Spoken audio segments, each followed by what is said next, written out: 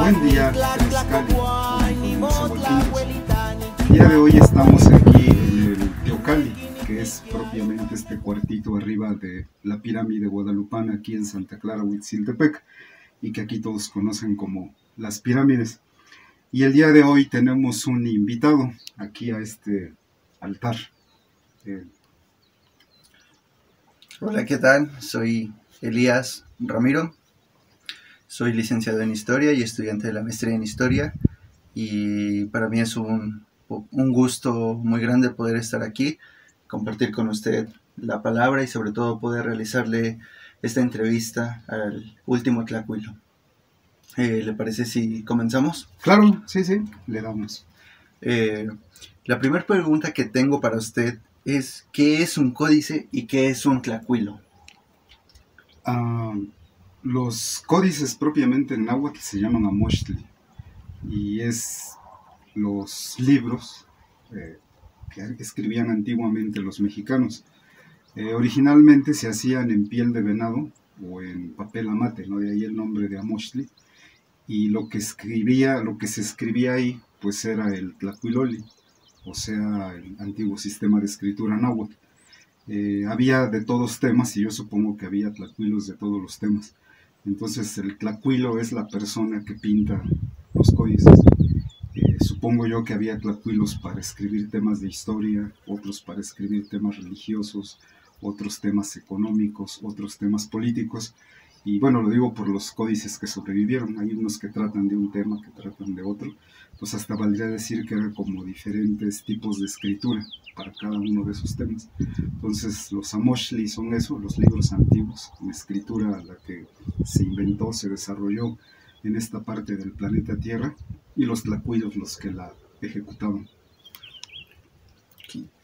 La siguiente pregunta sería: ¿qué tan importante es ser un tlacuilo o continuar con este sistema de escrituras y tradiciones en nuestra actualidad? Bueno, yo pienso que es muy importante por el asunto de la historia de los pueblos nahuas en este caso. La historia de los pueblos nahuas quedó trasvasada, parte de ella al alfabeto latino. Ya con la conquista, los monjes enseñaron el alfabeto latino a varios estudiantes indígenas y escribieron textos ya en alfabeto latino, pero en náhuatl. Y hay una variedad enorme, ¿no? Es un acervo gigantísimo que vale llamarlo la literatura náhuatl como tal, ¿no? Hay, por ejemplo, los anales de Tlatelolco, cantares mexicanos, textos que se escribieron a mediados del siglo XVI, y durante siglo tras siglo sigue habiendo.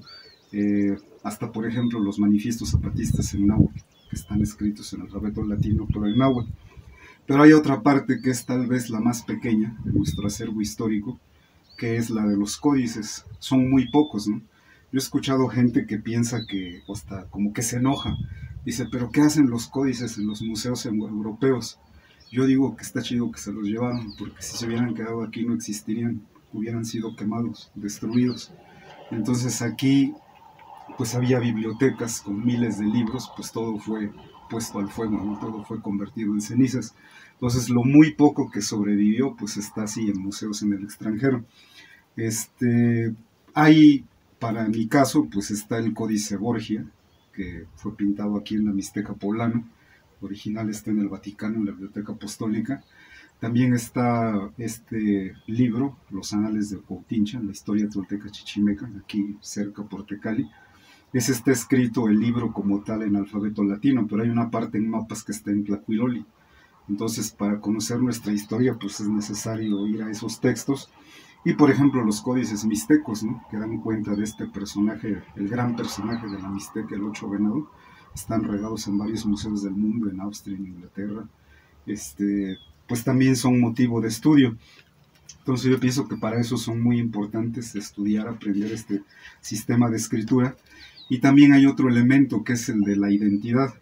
Entonces yo hace poco vi protestas allá en la Ciudad de México, que fueron de aquí de Puebla, los pueblos de la región cholulteca. Ellos están defendiendo el agua y recientemente hicieron protestas en contra de un basurero tóxico. A mí me llamó mucho la atención, lo vi en medios de comunicación a nivel nacional, que están ellos allá en las protestas y llevan sus pancartas. y en sus pancartas están los glifos, los nombres de sus pueblos en escritura náhuatl. Entonces yo siento que al ver, por ejemplo, así glifos como Zacatepec, como Ometochtla, así, ahí pues significa mucho, ¿no? De que estos pueblos están tomando o retomando su identidad. Y para este caso en concreto de los pueblos de Cholula, de hecho algunos de ellos han recurrido a mí para que yo escriba o tlacuilee, es lo correcto decir, o sea, pinte o escriba sus glifos. Algunos de ellos están registrados, son conocidos, pero otros no, y entonces yo los tengo que rehacer. Afortunadamente, después de estudiar estos años, puedo, ¿no? O sea, conozco las sílabas, por ejemplo, esta de Tlan, Pan, cómo terminan, cómo se construye la toponimia, ¿no? Los nombres de los pueblos. Entonces, aunque no haya registro de ellos, pues yo hoy me atrevo a hacer el nombre, escribir, pintar el nombre del pueblo. Y en el caso de aquí, de mi pueblo, de Santa Clara, Huitziltepec, cuando uno entra, hay una escultura ahí en la entrada, y en piedra está ahí tallado el glifo de Huitziltepec, con 3 torres que simbolizan los 3 pueblos.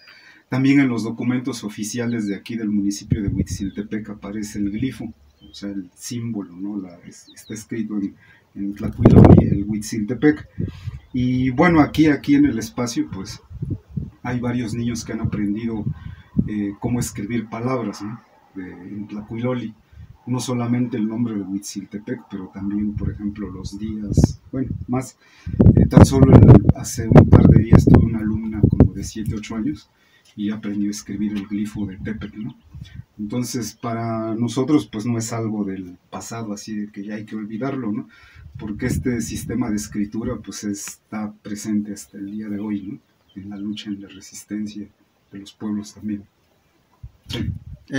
Agregando un poco, ¿usted considera entonces que esta parte de escribir y, bueno, como decía, de pintar, de tlacuilear, es un modo de resistencia? Sí, claro que sí. Yo, por ejemplo, hace años leí que en algún momento, ya reciente, de finales del siglo XX, China, por ejemplo, intentó adoptar el sistema de escritura latino. En mi opinión, pues había un problema ahí porque estaba adoptando la forma de escribir en inglés.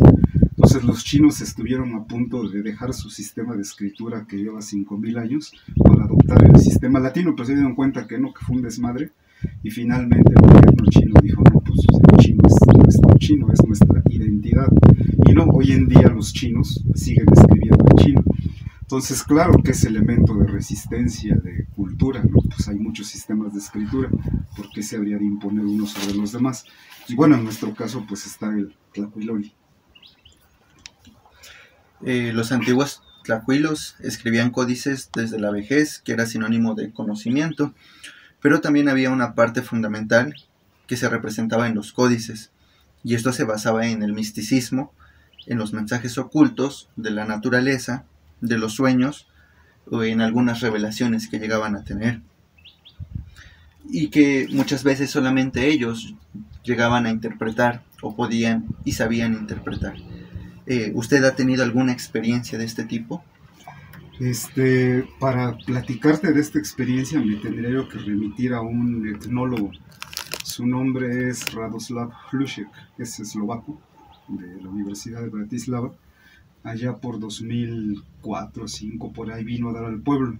Su universidad tiene convenio con la UNAM, entonces él llegó directamente a la UNAM con el grupo de Miguel León Portillo. Entonces él iba a hacer su tesis doctoral sobre la cultura náhuatl. Y entonces ahí el grupo de maestros de la UNAM dijeron, bueno, ¿y a dónde lo mandamos? Tiene que ir a un pueblo náhuatl, pero no podemos mandarlo nomás así, ay, vete, busca, ¿no? Por el riesgo, ¿no? Su seguridad. Sí. Y entonces dicen que una maestra de ahí de la UNAM dijo, pues yo hace tiempo tuve un trabajador que es de un pueblo, un pueblito por allá de la Mixteca poblana. La maestra se comunicó con él, un señor que ya murió de aquí del pueblo, que le decían Justino Listo, y el señor le consiguió donde hospedarse con don Sóstenes Díaz, y así fue como ese eslovaco vino a dar aquí a Santa Clara Huitziltepec. Entonces, bueno, él hizo su tesis doctoral sobre la cultura náhuatl, todo eso, pero también hizo amistades aquí, y entonces se regresó a su país, pero volvió a venir en varias ocasiones, no sé, unas 3, 4 veces ha regresado. En una de esas hizo compadre de un chavo de aquí del pueblo, del Alejandro Gómez, y y entonces este Alejandro era compañero de la peregrinación antorchista, de los que van aquí en Antorcha de aquí a la Ciudad de México. Entonces en ese contexto es que este maestro, Radoslav Hlushek, me invita a mí, dice pues que le gustaría que fuéramos juntos. A mí me pareció bien interesante porque era la primera y la única vez en mi vida que he estado en el Tepeyac, allá en la Basílica, en la noche del 11 para el 12. He estado muchas veces, no recuerdo cuántas, muchas, pero esa noche tan especial, solamente una vez. Y bueno, me fui en esa peregrinación. Además había un trato de que yo le iba a regalar una pintura guadalupana de las que pinto a este maestro para que se la llevara. Y bueno, pues así le hicimos, ¿no? Bueno, así pasó. Me invitó a esa peregrinación y llegamos allá a la Ciudad de México. En la nochecita, pues ya nos fuimos a formar ahí para entrar a la Basílica. Entonces ya desde entrar ahí para formarse ya pasa algo especial, ¿eh? Algo cambia. Si tengo que comparar qué sentí ahí, pues yo diría que es el mar. Como que todos los cuerpos, miles, millones de cuerpos se vuelven como uno solo, porque es tanta la gente que uno no puede caminar autónomamente, no puedes decidir voy para allá. O sea, una vez que estás ahí, tú nada más tienes que seguir la gente, ¿no? Y avanzas unos pasos y te detienes, ¿no? Entonces para mí eran como olas, así como el mar que hace y se dejaba venir todo el gentío, ¿no? Y te parabas tantito, ¿no? Y después otra vez. Bueno, desde ahí ya es muy especial eso. Luego entramos a la Basílica y yo llevaba la pintura en mis manos y me sorprendió mucho que cuando entramos, al momento en el que tú vas entrando, todos van levantando sus imágenes guadalupanas, ¿no? Ya sea de bulto, pinturas, pósters, lo que sea, ¿no? Así como significa algo, se siente algo muy poderoso cuando tú lo levantas, ¿no? Tu imagen. Y empezamos a entrar. Y pues ya de ahí de la entrada de la Basílica pues empezamos a caminar siguiendo toda la gente hasta esta parte donde la ves de frente, ¿no? Ves que pasas ahí por abajo detrás de... En la banda, ¿no? Ándale, ahí en esa banda.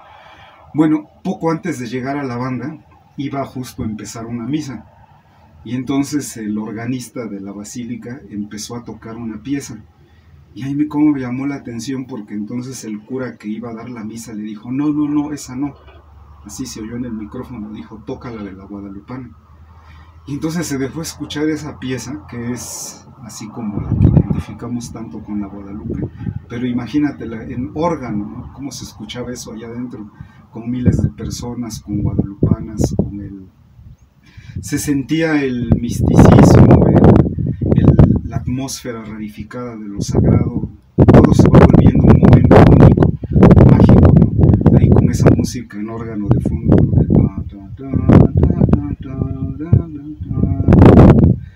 y bueno, nos empezamos a acercar y ya que llegamos a la banda, donde dices que bueno, hasta qué piso que se mueve, llegamos ahí, pues todos vamos formaditos, ¿no?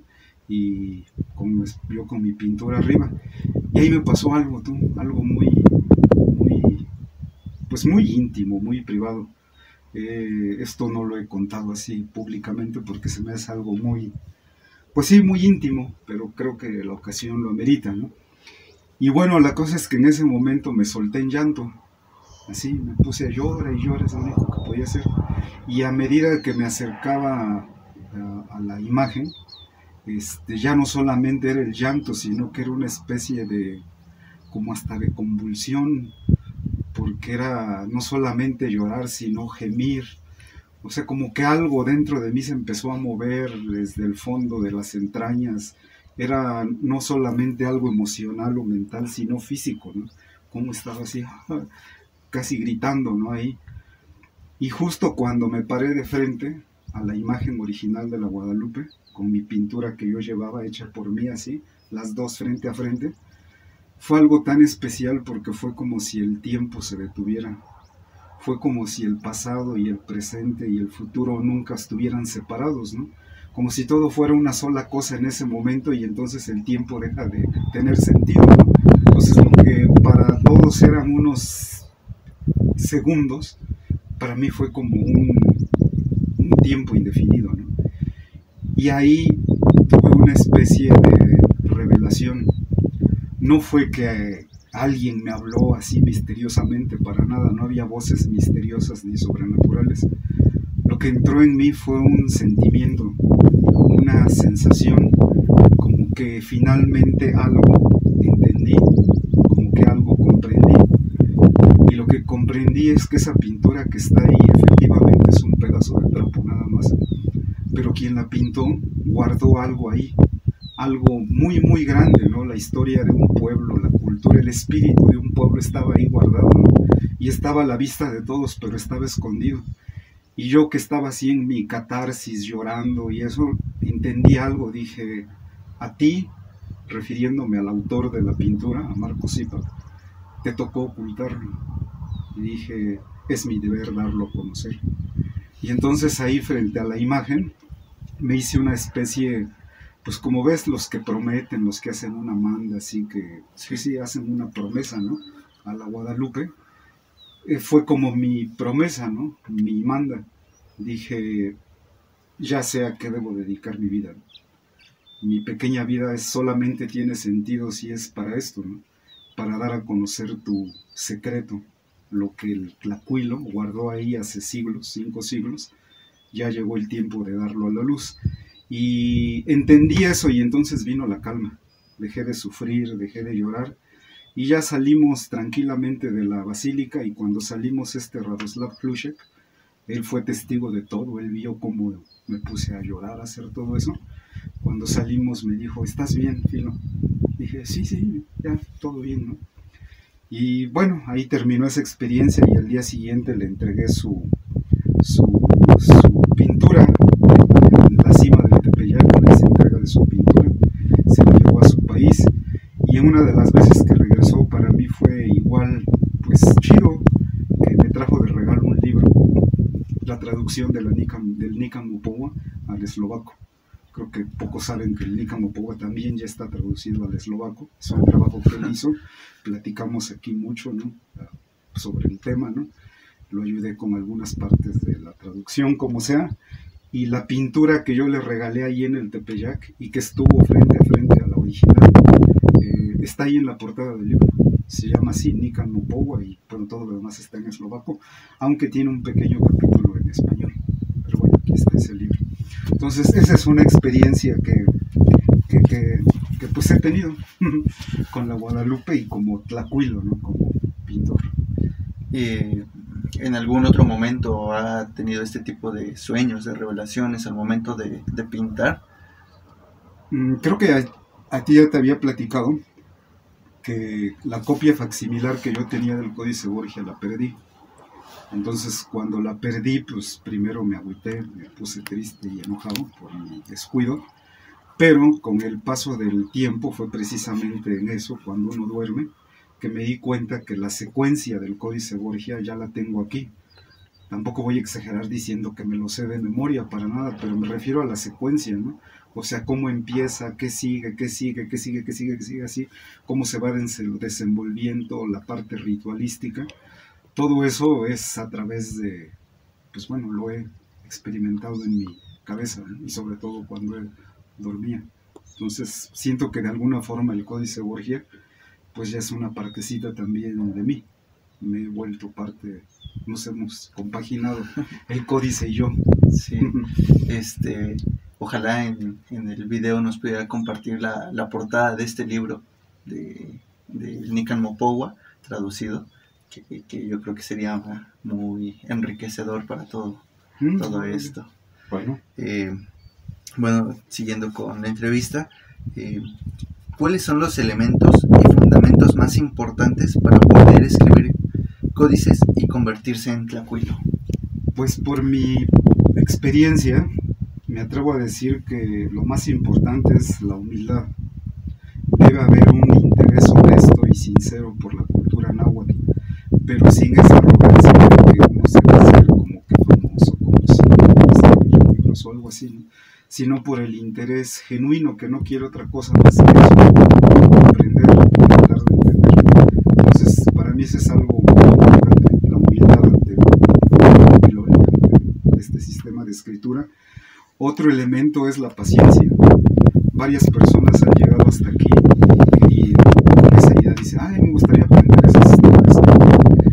Ingenuos piensan que una hora, 2 horas, a lo mejor un fin de semana son suficientes para son meses, años, lo que te lleva. Y me refiero un tanto también a la parte técnica, el hecho de manipular los pinceles, entender, no sé, un poco de simetría, de proporción, de los códices, todas estas cosas más técnicas, pero pues hay que practicar, ¿no? Y no es suficiente un ratito, ¿no? O sea, si quieres ser tlacuilo, tienes que dedicar tu vida a ser tlacuilo. No es un hobby así de que lo aprendo y ya sigo en otro rollo, ¿no? Eso es importante. Otra cosa es aprender a observar aquí la naturaleza, las cosas, ¿no? No solamente mirarlas y verlas, sino observarlas, sentirlas, percibirlas. Y porque yo pienso que el Códice Borgia en ese sentido está vivo, y no me refiero como un ente biológico vivo, ¿no? Sino el hecho de que ese códice fue escrito en esta región. Entonces muchos de los elementos que tiene el códice, por ejemplo el pulque, por ejemplo los animales, pues son de aquí. Todos los elementos del códice fueron sacados de este medio ambiente, ¿no? De estos ecosistemas de la Mixteca. Entonces ver el códice y observar aquí nuestros cerros, cómo es la vida aquí, los animales, las plantas, cómo se relacionan, pues para mí es parte de eso. Y te doy un ejemplo. Mira, yo hace como 3 años ya andaba yo con la idea de sembrar magueyes de pulque. Un señor me los iba a regalar, pero pues luego es uno dejado y es como que siempre hay un día de estos, ¿no? Pero un día que en la cuenta del Tonalpohualli cayó masa, como que caí en la cuenta y dije, ay, mañana es día Tochtli, y la patrona del día Tochtli es la Meyahuel. Y dije, mañana, o sea, no es algún día, es mañana. Y entonces me fui antes de que amaneciera. Es hasta el otro lado del pueblo, por allá, por donde el Tenso, bueno, en dirección al Tenso, ¿no? El Tenso es una haciendita que le dicen a Catzicimicla. Por ese el rumbo tiene sus magueyes, su sembradío el señor. Bueno, pues es hora con carretilla, con pico, ahí voy, con uno de mis primos, y atravesé todo el pueblo con mi carretilla cargada de magueyes. Y neta que llegar aquí y sembrar el primer maguey que está justo aquí enfrente fue un ritual. O sea, el hecho de escarbar la tierra, el levantar el maíz, el maguey, el sentir sus raíces, ¿no? El plantarlo así con cuidado, el saber sentir que es un ser vivo y que si todo sale bien, dentro de unos años te va a alegrar tu corazoncito, ¿no? Cuando tomes pulque, todo eso se vuelve un ritual, pero igual muy privado, ¿no? No es necesario que nadie lo vea ni seas, ¿no? Sí. Es algo que uno siente en ese momento, y pues todo eso es parte del Códice Borgia, de ser tlacuilo. Cuando después de un tiempo, meses, un año o dos, el maguey empieza a sacar sus mecuates, sus magueycitos, es cuando uno empieza a entender las relaciones que hay en el orden de los 20 días, ¿no? Y uno empieza a entender por qué la patrona de los días Tochtli es la Meyahuel, la diosa del pulque, ¿no? La divinidad del maguey, mejor dicho, ¿no? Y entonces se vuelve una relación de uno con el medio ambiente, la naturaleza y el códice. O sea que poco a poco, a partir de la vida cotidiana, se van revelando aspectos, relaciones. En el Códice Borgia, que es mi maestro, del que aprendí esto que poco que sé de la escritura náhuatl, ¿no? Y al grado de que hoy entiendo que todas las divinidades náhuatl que están pintadas en el códice, su ropa, sus atuendos, sus adornos, ¿no? No son eso. O sea, a la vista a lo mejor se ven bonitos, ¿no? Llamativos por los colores, pero hoy entiendo que todo eso es un conjunto conceptual. O sea, una divinidad un poquito básica, o sea, que tiene la cabeza, el pecho, las manos, todo es parte de un lenguaje, pero me parece muy interesante porque no es un lenguaje como el sistema que lees palabra por palabra. Este es un conjunto conceptual que tú tienes que ver así con la vista, haces todas las relaciones y entiendes, de tal manera que una de esas divinidades se vuelve una especie como que de poema, ¿no? Así lleno de palabras, conceptos en náhuatl, y pues que es posible entender así, con la mirada, ¿no? Por ahí va el sentido del tlacuilo y lo que se necesita para ser un tlacuilo. Bueno, así como también ha habido momentos de revelación, de entusiasmo, como usted lo decía, esta manda, esta promesa de compartir, pues me imagino que también ha habido retos, problemas quizá en este proceso de ser un tlacuilo. Entonces la pregunta sería, ¿cuáles han sido los principales problemas de ser un tlacuilo en una región náhuatl que quizá poco se siente identificada? Ser un tlacuilo en la actualidad, que sabemos que ser náhuatl representa todo un reto. Pues primero que nada la incomprensión, la burla, el desprecio hacia lo indígena. Hace tiempo vino un chavo de sociología, creo de la UAM, y entrevistó a una regidora de educación panista, si no mal recuerdo. Le preguntó así, lo grabó, lo escuché, le hizo la pregunta: ¿Santa Clara Huitziltepec es una comunidad indígena? Y ella respondió: no, aquí ya todos saben leer y escribir. Y entonces, imagínate cómo está el asunto, ¿no? Pero leer y escribir, pues obviamente en castellano, en el alfabeto latino, ¿no? Pero hay otro sistema de escritura, ¿no? También puede uno aprender a leer y escribir en otro sistema de escritura. Y entonces hay críticas en contra, así como, es que lo que tú quieres es que regresemos a lo de antes, que usemos taparrabo, que andemos echando flechas, cosas así. Y pues no, la verdad es que se equivocan, porque nuestro horizonte no es el pasado. Para nosotros nuestro horizonte es el mañana, no queremos anclarnos en el pasado, sino caminar al mañana, con todo esto que es nuestro mundo, ¿no? Nuestra cultura propia. Por otro lado, en este asunto a lo que se enfrenta un tlacuilo, ¿no? Por ejemplo, yo pienso en el autor del Códice Borgia, ¿no?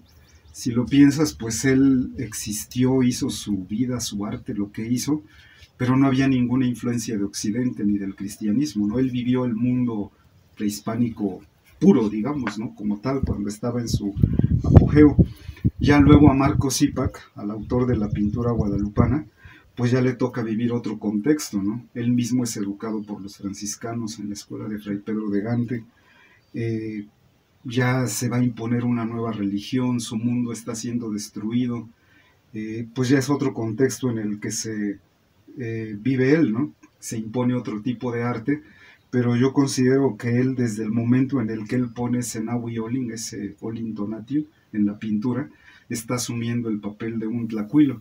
Entonces, bueno, en ese sentido, pues él podría ser uno de los últimos tlacuilos de la época, ¿no? De la época antigua, del mundo náhuatl antiguo.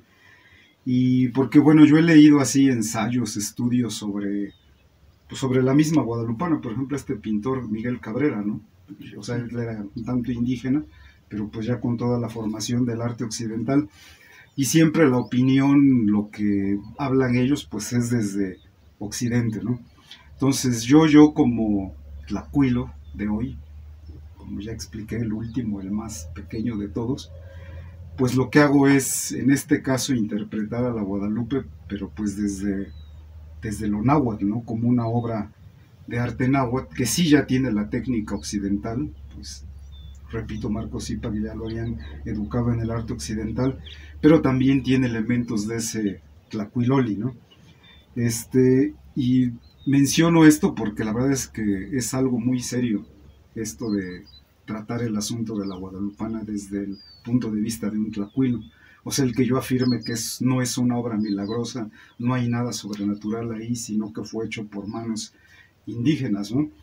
Digo que es algo muy serio porque, por ejemplo, una vez un historiador de allá de la UAP, del Archivo Histórico, Humberto Sotelo, platicamos ampliamente sobre todo esto de la Guadalupe, la literatura, la pintura náhuatl.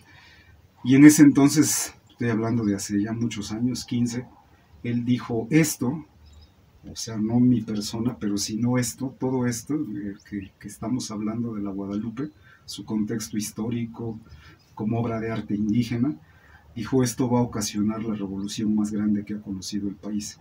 Va a poner todo patas para arriba, ¿no? Va a tomar su tiempo, porque la historia funciona con el tiempo. Dice, pero esto que estás haciendo aquí desde tu pueblo va a calar y hondo en la historia de México. Bueno, así dijo él, ¿no? Su opinión. Y pues yo pienso que sí es algo muy serio, tan serio como que una vez una señora me gritó y ya casi me cachetea. Porque me dijo, ¿cómo te atreves a decir que la pintura es una pintura, ¿no? Si es un milagro. Y ya la tenía aquí así con la mano. Nada más está esperando a que me soltara la cachetada, ¿no? Entonces entiendo que así como Tlacuilo, pues a lo que me enfrento es a eso, ¿no? Al fanatismo religioso, al poder de la Iglesia Católica. Para no ir lejos, hace algunos años, cuando estaba aquí el cura, el Jesús Israel, a mí me llamó la atención que trajeron a un experto, lo anunciaron por el altavoz, que iba a venir a dar una plática en la parroquia, una conferencia, para explicar que la guadalupana pertenece a la iglesia, ¿no? No tiene nada que ver con lo indígena, y dijo que iba a hablar sobre sus símbolos. O sea, como que siento que se dan cuenta que se les está yendo de las manos, ¿no? Sí. El control y el negocio. Sí. Entonces, pienso que es algo muy serio ser un tlacuilo hoy, visto así, ¿no? En este contexto histórico. No como un hobby de alguien que pinta pinturitas, ¿no? Cosa que en este contexto sí es algo muy serio. Y bueno, pues eso me enfrento, estoy consciente de eso. Y termino diciendo que considero que hay una relación. No me comparo con ellos, pero sí siento que hay una relación entre el autor del Códice Borgia, que como ya dije vivió su época, el autor de la pintura guadalupana, y yo. O sea, los tres estamos relacionados, ¿no? Pertenecemos a una misma historia, de una misma cultura, y en contextos históricos diferentes, pero sí, compartimos una historia. Entonces, no soy el único tlacuilo, claro, sé que hay gente que estudia, que pinta, pero pues aquí estoy yo, en mi pueblo. Sí, bueno, como usted lo menciona, ¿no? Creo que esta parte de nuestra actualidad, de todo lo que tenemos alrededor, influye demasiado, ¿no? Yo creo que muchas veces se malentiende lo que incluso uno mismo quiere transmitir dentro de lo que hacemos, ¿no?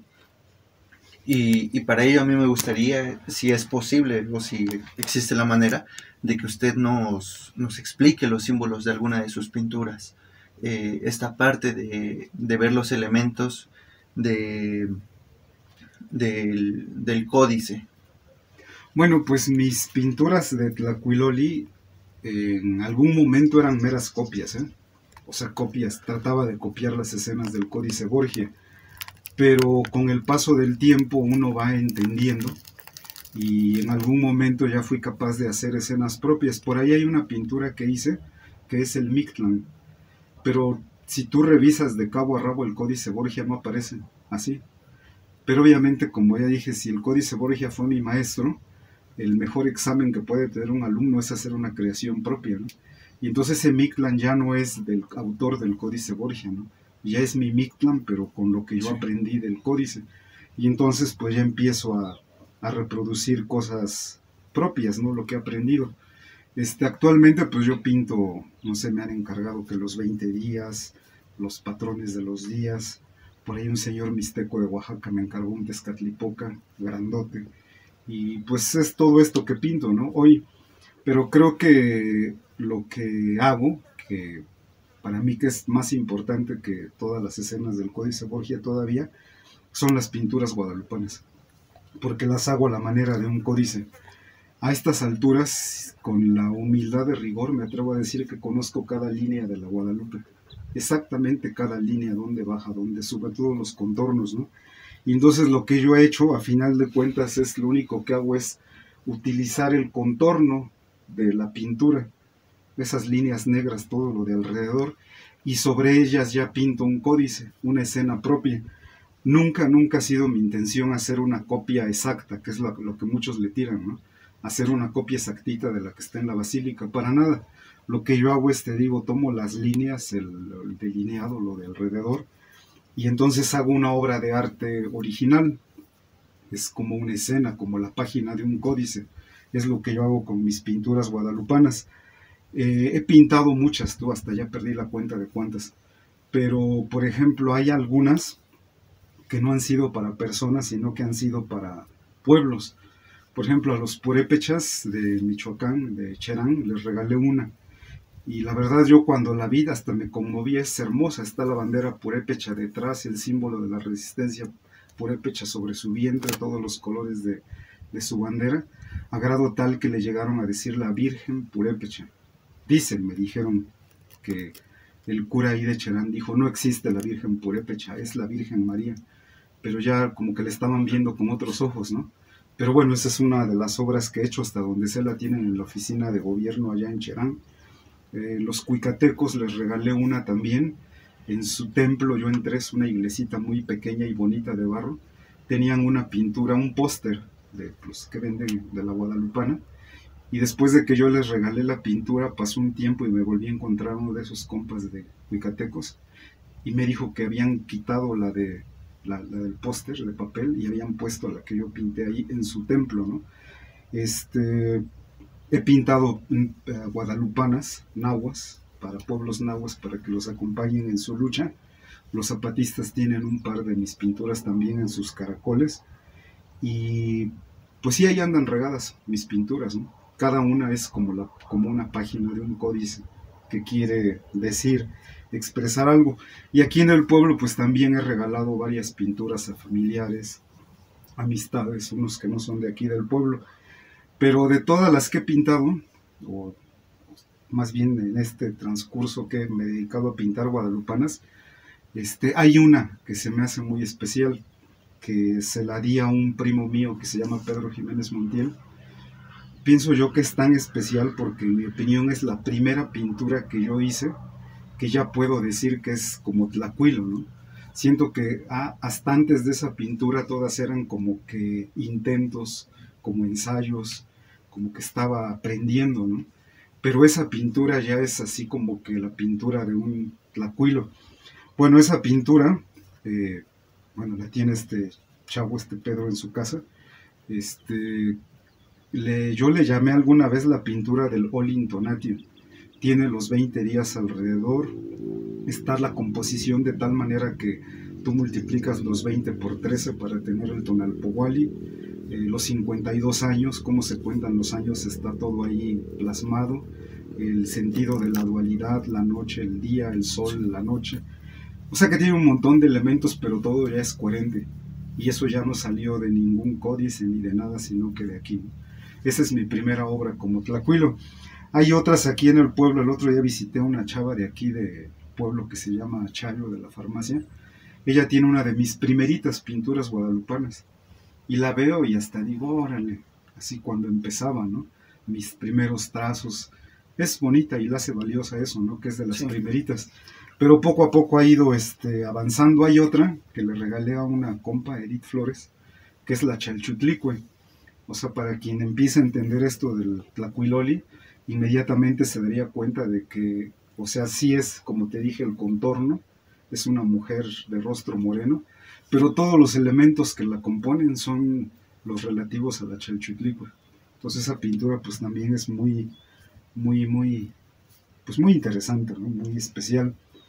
Pero bueno, tú que eres historiador, te dedicas al asunto de la historia, más bien te quiero platicar un poco de esta, porque esta es especial, ¿no? Cada una tiene su historia, pero esta tiene una historia muy histórica. Bueno, me atrevo a decir que es parte de la historia de México esta, por una razón. Resulta que allá en octubre del 2016 yo pinté, esta era una pintura originalmente, la pinté para llevarla a Chiapas, iba a llevar a cabo el aniversario número 20 del Congreso Nacional Indígena.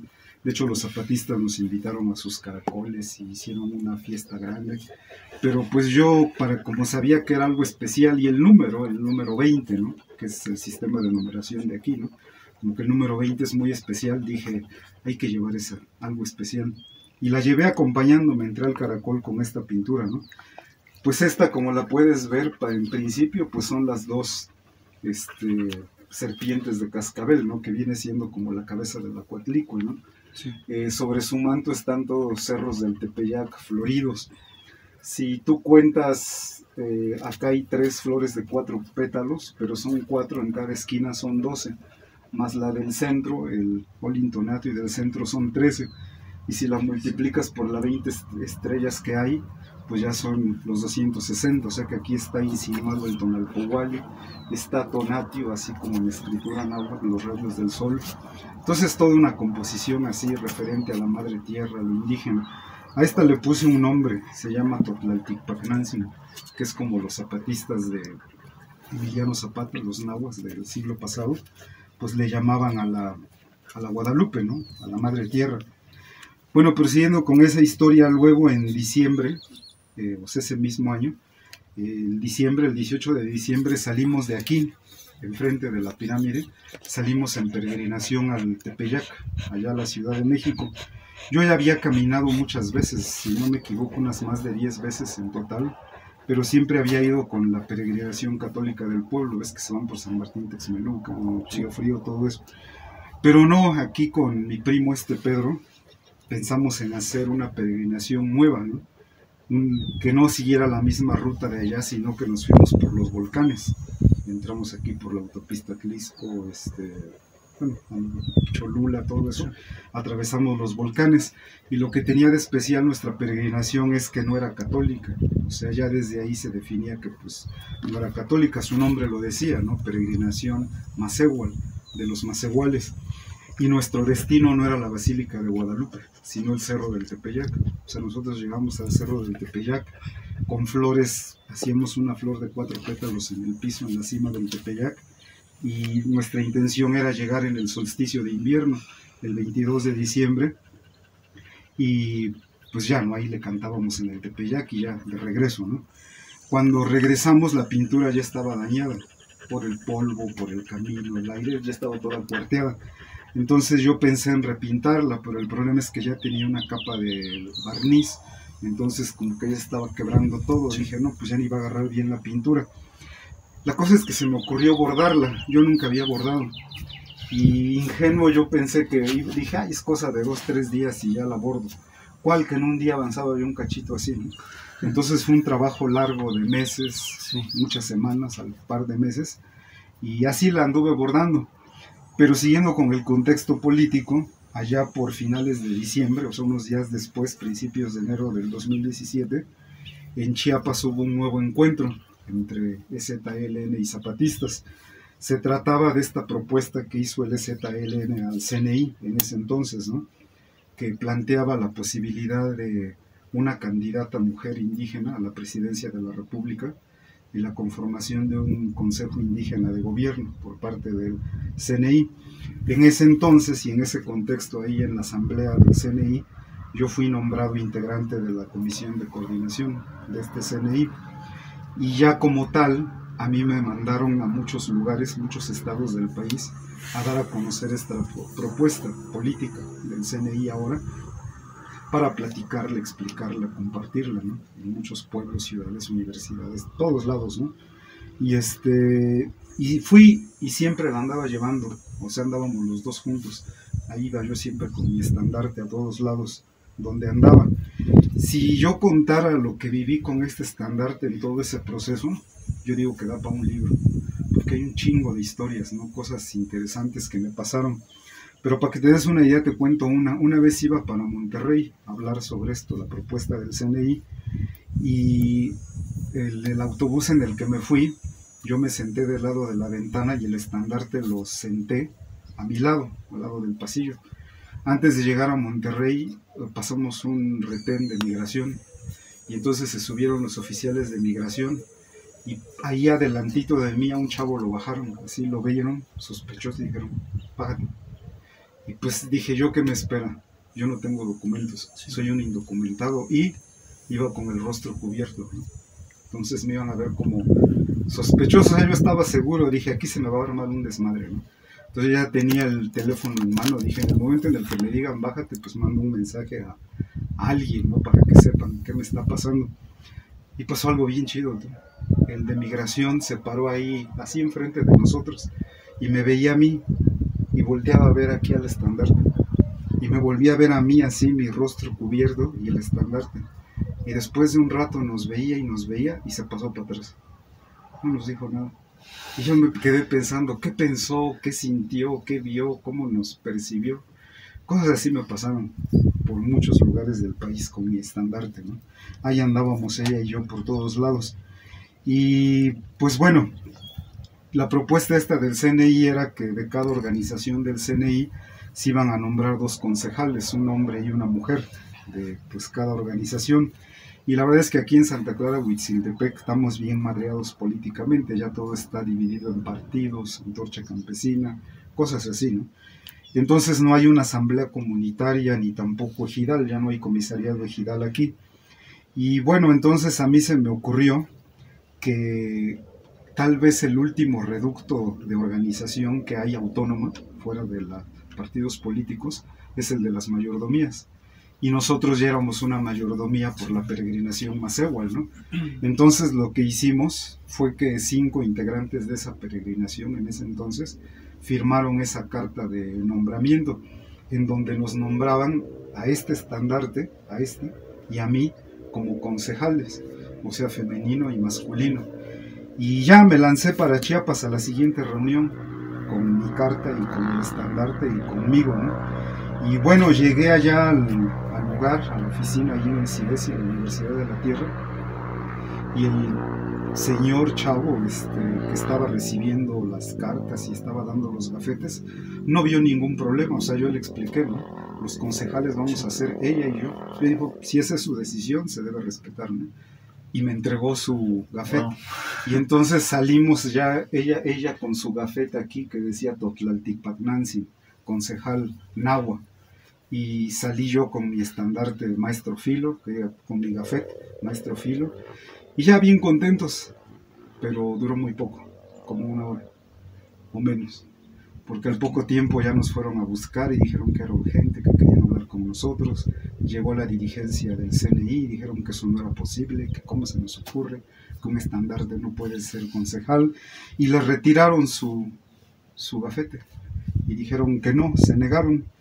Y pues ya no pudo ser concejala ella, así pasó, ¿no? Y bueno, ¿cuál era la intención de todo esto? La intención era honesta, no estábamos engañando a nadie. La intención es que yo no iba a hablar, una vez nombrados concejales, yo no pensaba hablar de mi persona, ni de lo que se hace aquí en el Caracol, ¿no? Ni la Escuela Autónoma, ni la Pirámide. Mi intención era hablar de ella, o sea, de su historia, porque la historia de Guadalupe es la historia del pueblo nahua, ¿no? Desde la conquista, el proceso histórico, la resistencia, los zapatistas, Emiliano Zapata, cuando entran con su estandarte. Ella es nuestra historia, ¿no? De los nahuas. Sobre eso pensaba, o era el plan, ¿no? Era nuestra historia lo que iba a representar ahí en el CNI. Pero bueno, no se pudo. Nos negaron ese derecho, diría yo, ¿no? Y bueno, y fueron pasando más cosas, ¿no? Ya después la dirigencia del CNI me suspendió, por no decir que me expulsó, y pues termino diciendo que hasta el día de hoy no tengo nada que ver yo con el CNI. Digamos que rompimos relaciones desde 2017, creo. Absolutamente nada que ver con la dirigencia, no he tenido contacto con ellos. Pero sí hay pueblos del CNI que me han invitado por su cuenta, ¿no? Y luego es una bronca porque les digo, pues sí, pero es que el CNI... Dicen, no, pero no te venimos a ver como parte del CNI, tú eres nuestro compa, ¿no? Queremos que nos acompañes, que nos hables, que nos digas. Y así ha pasado, pero bueno, eso sí me gustaría que quedara claro, ¿no? Eso yo no tengo ninguna relación con el CNI, fui parte del CNI, hoy no. Y bueno, lo que importa es que Guadalupe, en este contexto de lo nahua, pues aquí está, ¿no? Sigue estando aquí, yo aquí estoy, sigo chambeando, aquí con las clases, todo lo que hacemos, ¿no? Los rituales. Apenas el día de antier, ¿no? Hoy dije que es un día 3 Cali, entonces un día antes de ayer fue un día 1 Zipactli. Empezó a contar otra vez la cuenta del Tonalpohualli, hubo aquí gente, niños. O sea que nosotros seguimos en lo nuestro, ¿no? Y sobre la peregrinación Masehual, pues nada más caminamos 4 años. Luego vino una especie de desorganización, ¿no? Entre nosotros, cada quien agarró por su lado. Pero bueno, ya conocemos el camino, digamos que hicimos camino al andar, ¿no? Sabemos cómo llegar desde esta pirámide con un estandarte hasta arriba y llegar hasta el cerro del Tepeyac, cantar, Cuicapeucayo, todo lo que haya que cantar, pues en este contexto, ¿no?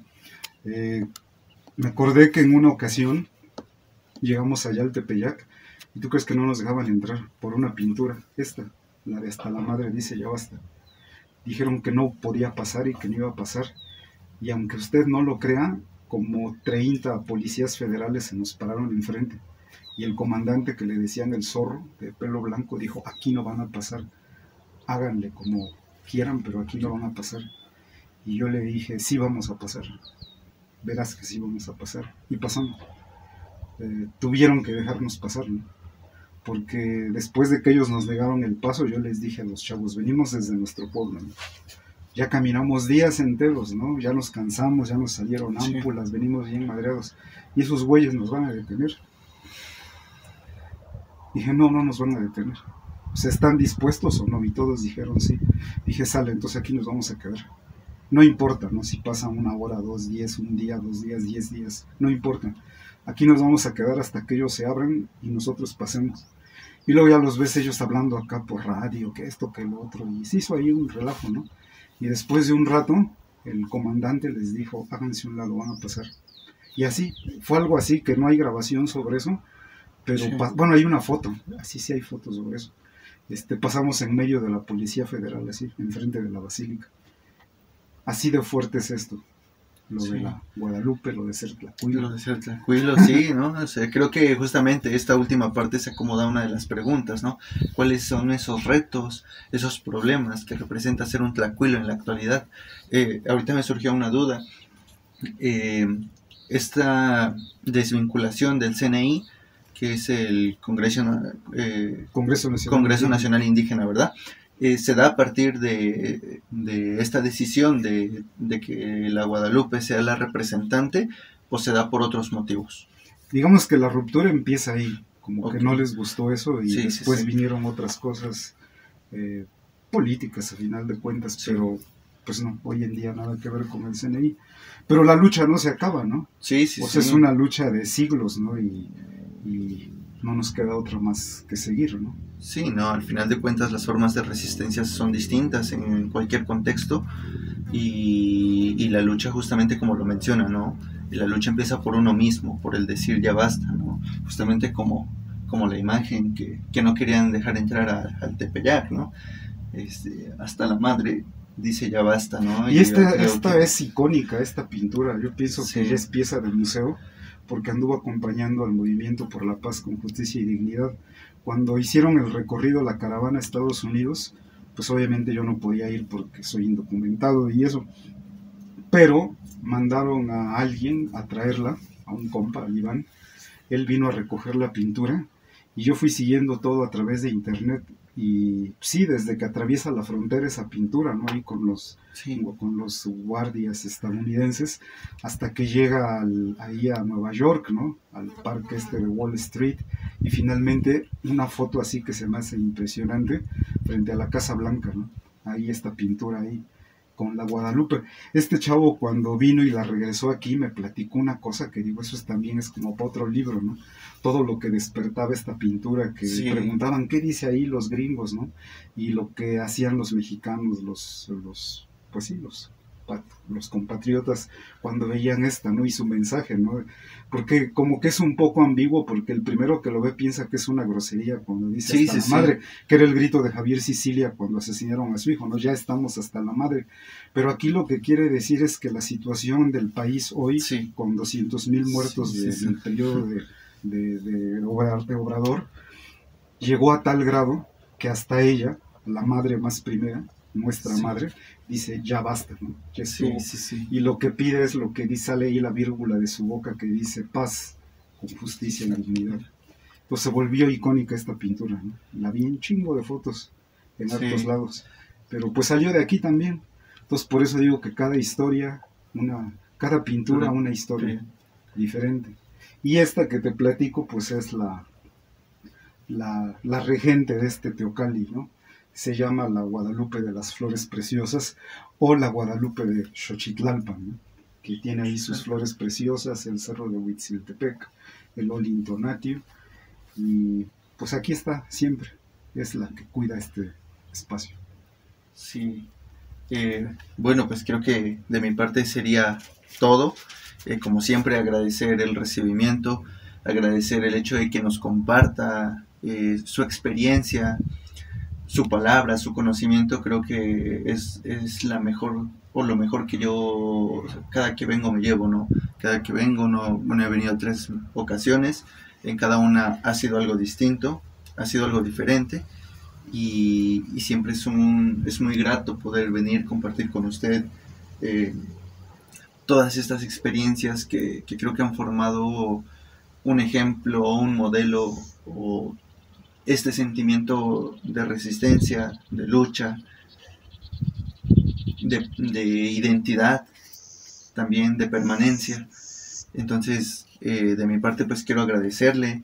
No sé si usted quiera agregar algo más. Sí, por último, nada más decir que una de las razones por las que viniste es porque te vas a llevar esta pintura. Pues esta es la última, en el sentido de la más reciente, no la última, espero pintar todavía otras, ¿no? Entonces, cuando nos escribimos, tú me dijiste tu día de nacimiento, y entonces resultó que tu día de nacimiento era un Nahui Quetzalpalin, y quien rige los días Quetzalpalin, pues es el Huehuecoyotl, que es el coyote viejo, ¿no? Sí. Y entonces esta composición, pues tiene sentido, ¿no? Ahora puedo hacer estas cosas, ¿no? Descomponer los glifos y adornarlos y hacer cosas así, ¿no? Que tienen coherencia y sentido. Entonces, pues, bueno, hoy se va esta guadalupana con el Elías. Y pues gracias por venir hasta acá, y sobre todo por esta chida entrevista. No, pues, como se lo repito, o sea, creo que el venir siempre es una experiencia distinta. Yo le agradezco mucho la oportunidad de poder llevarme una guadalupana que verdaderamente significa mucho para mí. O sea, desde que vine la primera vez y usted me enseñó una pintura que estaba haciendo, no me acuerdo para qué comunidad, era una guadalupana de manto negro o gris. Era una Tlazolteotl. Yo recuerdo y desde ese momento dije, yo también quiero una, pero no es tan fácil el poder acercar y decir, quiero una, ¿no? No es como un chocolate, todo su tiempo. Sí, ¿no? Entonces, creo que incluso, pues yo le dije, no es algo que me da pena, o sea, no sé cómo pedirlo, no sé cómo hacerlo, pero pues al final le agradezco mucho el que me proporcione a mi guadalupana, que en verdad para mí significa mucho, o sea, en muchos aspectos. Bueno, pues está bien con la entrevista, ¿sale? Bueno, pues al público de Mazahualquintos, mientras tanto, pues sigan viendo y escuchando. Gracias.